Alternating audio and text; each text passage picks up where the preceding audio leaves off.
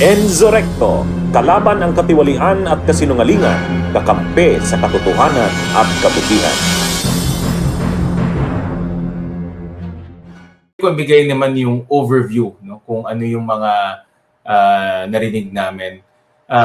Ako nga, kinilibutan ako nung narinig ko ito dahil base sa mga information na nakalap namin na ang Pogo operation dito sa ating bansa, yung lumalaki na at yung galamay nila humahaba na. Ibig sabihin yung kanilang impluwensya lumalaki na rin. At hindi ako magtataka dito dahil sa laki ng perang gumugulong dito sa negosyo ng Pogo at sa laki ng pera ng pumapasok sa mga Pogo. Talagang itong mga sindikato gagawa ng paraan para makakuha ng impluwensya at para makakuha rin ng proteksyon.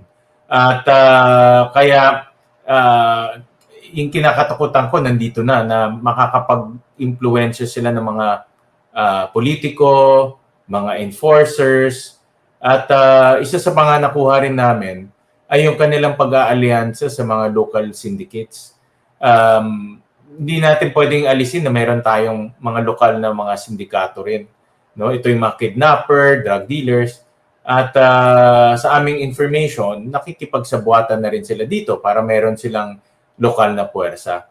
Kaya itong Pogo, dahil nga organized crime to, dapat isipin natin lagi, Christian, organized crime to, mga sindikato to na marunong, na magagaling, no? Matatalino, magagaling, marunong mag-aral, at napag-aralan nila yung sistema natin, napag-aralan nila yung kahinaan, yung weakness ng ating sistema, at napag-aralan nila na pwede palang maimpluwensyahan yung iba't ibang sangay ng gobyerno at sangay ng lipunan natin. At pwede silang makawala sa mga ginagawa nila.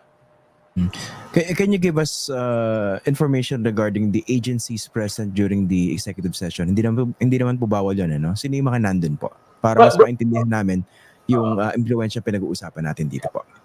Broad strokes lang, mostly enforcement agencies like PNP, PAOK. Nag-invite rin kami ng kasama sa enforcement ng Pogo tulad ng Bureau of Immigration, National Security Council, saan pa ba yun nandoon? I think nandoon rin ang PAGCOR. AMLAC po ba nandoon? Yes, AMLAC, nandoon rin ang AMLAC, correct. Kasi nga, ito sa Banban, kakaiba ito, nakita ko may anggulo ng money laundering. So, nag-request ako na invite yung AMLAC dahil pumapasok na dito sa ating bansa yung money laundering operations ng mga sindikato.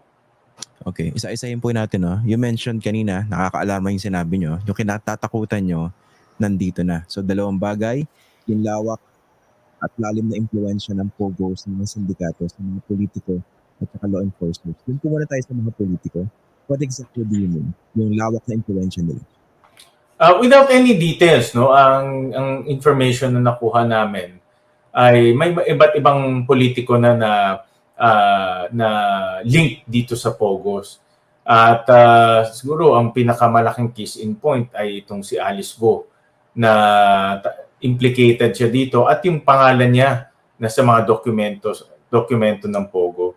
So marami ng ganitong cases rin na lumalabas na Pogo money ang nagpa-finance sa mga kandidato at Pogo money rin nagpapatakbo dito sa mga kandidato. So may mga ganyan rin na lumalabas na information. At sa akin, Christian, isa sa mga yung kinakatakutan ko yung kaalyansa o kasabuatan sa mga local syndicates. Dahil itong mga local syndicates, existing to sa atin. No? Hindi naman nabubuwag yan dahil nga ano rin sila, no? Alam rin nila yung patakbo dito sa ating bansa. Pag nakipagsabuatan yan dito sa mga local syndicates, ibig sabihin to, lalawak yung kanilang galamay at lalawak yung kanilang operation. At magkakaroon sila ngayon ng parang local knowledge kung ano yung kalakaran dito sa ating bansa. Kaya iyan sa akin, isa rin sa pinaka nakakatakot dahil you're putting foreign syndicates, foreign money with local syndicates at mas lalawak ngayon ang ang operation nitong mga local syndicates natin. Okay. Sige sir, bago po natin puntahan sa local syndicates na talagang nakaka-alarma rin, no? Dun sa politika, yung impluwensya sa politika, limited ba sa local ito or baka naman pati mga national candidates na popondohan na rin ng Pogo money? Hindi ko lang masabi dahil bound ako sa executive session, Christian, but definitely may mga politiko, no? At hindi ko lang masabi ngayon the detail dahil mayroon kaming policy on executive session. But definitely may politikos. No? Pero ano, no, of course we don't have to name names dito kung sino man yung involved, no. Pero I mean yung impluwensya lang. Kumbaga kasi kaya ko po ito tinatanong dahil nakakatakot dahil mag-e-election tayo next year. 'Di ba? Filing na ng COCs October 1 to 8. Eh kung pinag-uusapan natin dito yung na-impluwensyahan ng mga politiko, 'di ba? Basically you're talking of Pogo money funding possibly campaigns, 'di ba? Eh nakakatakot dahil mag-e-election tayo na next year, no? So, yung lawak ba yan covered na yung local and to some extent pati national politicians? Mahirap magsabi ngayon, Christian, dahil nga we're bound by executive session, but definitely hindi malayo na itong Pogo money papasok sa eleksyon. Hindi malayo yan. At nakita na rin natin yan in 2022, no? In the case of Alice Guo. At hindi malayo yan na pupunta rin sa ibang kandidato. Again, I apologize dahil mahigpit ang executive session rules namin at I need to make sure that I abide by it. Sige sir, I understand. Kasi ako na lang magkikwento ng mga possibilities. Ito ako. Gusto ko sana no? But, I understand. Hindi, example kayo, di ba? Na maingay kayo sa Pogo. Okay? Eh, kailan ba kayo susunod? Second term niya na po ito, no? Second term. So I'm tapos na yung term ko by 2028. Mata-term out kayo sa 2028. Yes. Pero kung sakali, let's say tumakbo kayo for another public office, whether national again or local, pwedeng possibility kasi yung mga Pogo syndicates naman, pondohan yung kalaban nyo kung 1-on-1 or 1 versus 3 yan, or talagang gumawa sila ng malawak na malign influence operations to make sure that you would lose. Diba? That's the other possibility. Am I correct? Christian, in fact, natatandaan ko nung iniimbestigahan namin ang Pogo, I think this is in 2022. At mayroon kasing 3 resolution sa Senado na i-final ng mga senador para imbestigahan yung cost-benefit. No? Just to look at the cost-benefit nitong mga Pogos. Marami ng mga lumalabas sa social media to support me and then to discredit me. No? Tapos bumigat na yung discredit. At in fact, hindi lang ako, pati yung mga senador na pumirma dun sa committee report, discredit. Kaya tama ka. No? Itong Pogo money, hindi naman to limitado lang sa mga politiko, kundi pwede rin silang gumamit ng mga ganitong fake news or PR campaign for or against dun sa mga personalities na konektado sa paglalaban sa Pogo. Kasi ano ba naman yung ilang million yung ibuhos nila sa mga massive troll operations, di ba? To actually discredit certain candidates. Kasi go ahead, sir. Yeah, so sorry, go ahead. Maglagay sila ng tao, di ba? Maglagay sila ng tao sa posisyon to protect their interests, di ba? Itong nabanggit ko ngayon, money laundering, no? At kaya nga dismayado ako sa AMLAC doon sa hearing at yung interaction namin with them dahil hindi nila masabi sa amin kung saan at paano pumasok yung 6.1 billion pesos. Kasi itong halaga ng Pogo Hub sa Banban, pina-cost out namin sa professional engineers, nagkakahalaga ng 6.1 billion pesos. Pero hindi ma-detect ngayon ng AMLAC paano pumasok itong 6.1 billion pesos. Hindi nila masabi sa amin anong bangko, hindi nila masabi sa amin sino nakatanggap nung pera, hindi nila masabi sa amin paano nalabas yung pera. At ito i-connect ko lang doon sa dalawang money launderers na nahuli sa Singapore na partner ni Alice Guo sa Baufulan. No? So hindi malayo na itong money laundering ay nangyayari na dito sa ating bansa. At yung perang, pag hindi mo madidetect yung pera, ibig sabihin pwede niyang gamitin to sa iba't ibang objective. Number one, pwede nilang gamitin to sa pag-i-impluwensya ng mga enforcers at politiko. Kung yung 6.1 doon, yung 1 billion doon, gamitin nila for PR campaign or for pagbibili ng impluwensya, pwede nilang gamitin yan dahil walang accountability. Hindi mo alam kung paano pumasok yung pera. Kaya hindi nakita ko yung perang umiikot dito, hindi maliit, napakalaki. At pag malaki ang pera, sigurado ko tataya ka sa mga taong makakapagbigay ng protection sa iyo. So walang paliwanag na malinaw kung paano pumasok yun. I suppose hindi naman pwedeng cash yun. Sobrang laki na, no? 6. Oo nga eh. Okay. Iniisip ko nga, cash eh. Pero paano mo naman idadalhin yung 6.1 billion in cash, no? At hindi na lang mapaliwanag eh. At doon nga ako na-dismaya dahil yan ang trabaho ng anti-money laundering, to monitor yung movement ng pera. Pero kung hindi pumasok to sa ating formal systems, banking system, then may problema tayo doon. Kung pumasok sa banking system natin, hindi nila na-detect, mas malaki problema natin doon. So, ibig sabihin, may sabwatan rin sa mga bangko. At nangyari na yan. Kung matatandaan mo, yung Bangladesh issue, kung matatandaan natin, in the past, may in Bangladesh na nakawan, dinala dito. Hindi rin na-detect ng mga bangko yan until the very end na nung nag-report na yung Bangladesh government. So, pwede nangyayari ulit yan ngayon sa atin. How about yung sir? Yung idea baka gumagamit sila, yung pinapadaan sa cryptocurrency. Pwede rin yun. I don't know lang, I'm not a technical person, no? But hindi ko lang alam gaano kalaki yung amount na pwedeng gamitin sa cryptocurrency. Pero as a medium of transfer, pwede rin yun. Nagiging uso na rin yan sa mga illegal activities dahil nga hindi dumadaan sa formal banking system natin. Mag-aano ba kayo sa susunod na hearing? Papatawag niyo ba uli yung AMLAC to perhaps submit a report more detailed on how these things came to be? Actually, after the executive session, sinabi namin sa kanila na mag-double time sila at maging proactive doon sa kanilang investigation. Kasi 2019 pa ito eh. Pero until now, wala silang report na ibinibigay sa Senado. At ibig sabihin, nung nakita namin yung time-lapse ng construction, 2019, pumapasok na yung pera dito eh. Even during the pandemic, pumapasok yung pera dito, but hindi natin na-detect. So may malaking butas talaga sa ating sistema na nakakapagpasok ka ng malaking pera pero hindi na-detect ng gobyerno at nagagamit mo sa mga illegal na aktibidad. Nga pala, Senator, nung ko pa gustong tanongin sa inyo ito, naku-curious ako. Inobserbahan ko kayo tsaka si Senator Risa.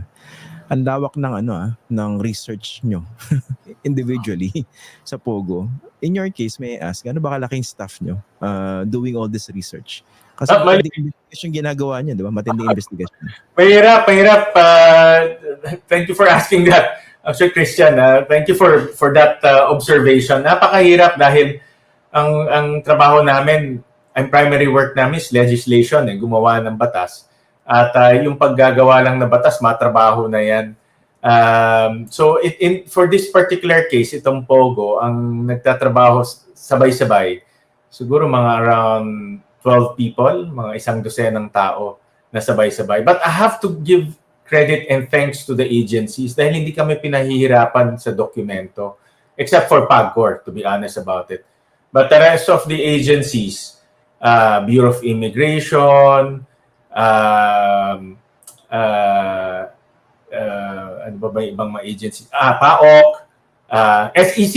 Yung SEC yan, napaka-cooperative sila. Pag nagpadala kami ng letter today, mamayang hapon meron ng information. Kaya nabubuo namin yung picture para itong puzzle eh. Christian, nakukuha namin yung dokumento ng RAW, ina-analyze namin, tapos binubuo namin yung picture.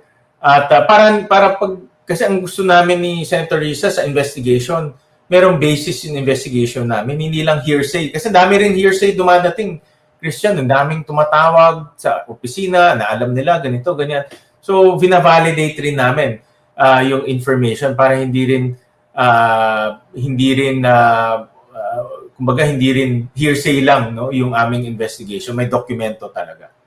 Tsaka nakakatakot yan, Senator, di ba? Pwede kayong painan na mali impormasyon that would discredit the entire investigation that you're doing.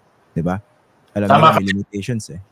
Marami kami nakukuha ang information. In fact, nung lumabas tong issue ni Alice Go, marami kami tawag na nakukuha. Email, tawag, text, from friends, from iba, at marami anonymous sources. But we need to validate that dahil hindi ko naman pwedeng basta may tawag lang, yun na kaagad. No? May accusation na nangyayari. So, at least on my part, binavalidate ko talaga sa mga dokumento. At kung mayroon akong theory, I make it the point na sinasabi ko sariling opinion ko ito at sariling theory ko dahil based sa mga dokumentong nakikita natin. Itong Team of 12, no? Shoutout naman natin itong Team of 12 niyo. Kasama na kayo dito, hindi outside of you. Outside pa ako. Tsaka Christian, itong mga Team of 12 to, mostly mga legislative staff to, so hindi naman sila investigators. No? So, but thank you for asking that. I have to give credit to them. Hindi naman sila investigators, but they really study and nag-uubos sila talaga ng oras para pag-aralan. And they make also rational recommendations, no? Para ayaw rin nila ng mga empty recommendation o walang basis na recommendations. But thank you for asking that dahil matrabaho talaga itong ginagawa natin. Oo, tsaka parang basically you guys are doing the work of investigative journalism or law enforcement investigators in such a short period. Tsaka I can imagine the pressure, no? Kunwari, merong recommendation, nilabas yun sa floor ng Senado. Syempre, pangalan yun nakataya dun eh. Pag nasunog kayo ron, di ba? Correct. Tama ka doon. Actually, that's a very good point. Yung mga senator rin natin, magagaling din yan. So, kung meron kang recommendation doon, base sa theory mo, base sa ebidensya na kuha mo, talagang tatanungin nila yan. At pangalan mo na nakasalalay dyan. Kaya paulit-ulit namin tinitingnan yung dokumento. Pag hindi talaga tatayo o walang basis, hindi na namin tinutuloy. Kaya pala, napansin ko, Senator, parang at least yung dynamics niyo ni Senator Risa, parang hindi kayo nag-overlap doon sa tinututukan yung issues. Nag-usap pa kayo dyan? Kasi tama naman yan, di ba? Dahil para very efficient yung approach nyo sa investigation. Yeah, parang you complement but you don't overlap. Is that a conscious effort on the part of you and Senator Risa? Matagal na kami ni Senator Risa magkaibigan. Sa Congress pa magkaibigan kami. But ang prinsipyo ko kasi sa mga ganitong hearing, you have to give priority to the chairman at you have to give priority to her direction. Kaya if you notice, pag nagtatanong siya, hindi ako sumasabat-sabat o hindi ako nag-interject kasi gusto kong makita kung saan yung direction ng chairman at kung ano yung mga hindi niya natanong, susundan ko na lang. In the same way, kung ako yung nag-chair ng isang investigation or isang hearing, ganun rin ang gusto ko sa mga members natin. Na pagbigyan mo muna ako matapos para ma-lay down ko muna lahat ng aking mga gustong i-lay down at dyan napapasok yung mga members natin. Yun ang sarili kong prinsipyo sa aking committee, kaya pinapractice ko rin pag iba ang chairman. At kaya nagtutugma yung aming direction dahil nasusundan ko yung direction ng chairman at nadadagdagan ko yung mga na pakita niya na sa committee. No? So, ganun yung aking practice. At I think naman na-appreciate ni Senator Hontiveros yung ganun. Kaya, if you notice, hindi ako sumasabat o hindi ako nag-interject pag nagtatanong siya. Nagno-notes ako para masundan ko rin yung kanyang tatanungin. But thank you for that observation again. Christian, namin ko na-observe. But thank you for that observation kasi importante yan sa committee na yung pagtatanong mo klaro sa publiko kasi kung interject ka ng interject, naguguluhan yung chairman, naguguluhan rin yung nakikinig. No? Dahil yung idea ng chairman nalilihis at naguguluhan na yung buong hearing. Kaya ako tinatapos ko talaga yung kanyang pagtatanong para klaro sa listeners natin yung takbo ng committee hearing. Tama. Kasi nga, unang inisip ko, nag-uusap pa kayong dalawa ni Senator Risa kasi walang overlap pero may complementarity yung approach, no? Kunwari, yung hindi na tutukan ng isa, doon nakatutok yung isa. Kasi diba mahirap pag duplicate dahil kulang naman ng oras. Tama. Tapos tama rin sinasabi niya eh. Pag, di ba meron kayong tinutumbok na line of questioning, meron target yan eh. Pag may singit na singit, hindi kayo aabot doon sa tumbok na yan, di ba? To be honest, it's easier said than done, Christian. Pero madalas kasi nangyayari yan sa committee na may mga senador tayo na may idea pumapasok, biglang nag-interject. Ang kawawa doon yung nagtatanong dahil nawawala siya doon sa tinatanong niya. No? So dapat, at least ako personally, magandang observation, believe ako sa'yo, nakita mo yun. But in my case kasi talagang pinapatapos ko. At kung natanong niya na, okay naman yun. Walang namang issue sa akin. Importante naman as a committee, natanong yung question na yun. Oh, okay lang, Senator. Hindi man natin papangalan, ano? Dapat yung observation mo, believe ako sa'yo. Executive session na lang. Kasi minsan may mga di ba, I'm not saying dito sa exact hearing na to, no? Pero in previous hearings, lalo yung mga na-cover ko before, minsan may mga senador na parang not listening eh. Okay, biglang dating sa floor, hindi na masyado nakamonitor sa office nila, biglang magtatanong. So ilang beses natanong yan eh. Di ba? Parang, kawawa naman yung nagtatranscribe, di ba? Paulit-ulit. Ilang naman. Ako siya natanong.